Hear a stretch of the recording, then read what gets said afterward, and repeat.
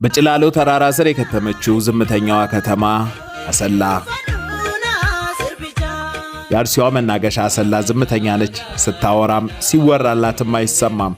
የሚወራላት ጠፍቶ ግን አይደለም።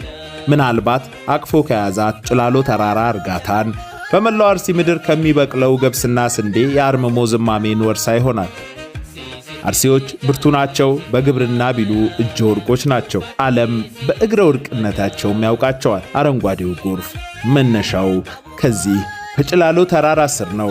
የአርሲዋ መናገሻ አሰላ ብርቱ ልጆቿን አሳድጋ ለኢትዮጵያም ለዓለምም አበርክታለች። ግን ስስት አታውቅም። የኔ ልጆች እያለች ስትታበይ አይሰማም። ጓዳዋ ሙሉ መሆኑ ይሆን ያሰከናት? ምናልባት አሰላ የምርጦች የጽኖች የደጎቹ ሀገር፣ የዴራ የኢተያ የሽርካ የሳጉሬ የበቆጂ የአሳሳ የሌሎችም የአርሲ ከተሞች ንግሥት ነች።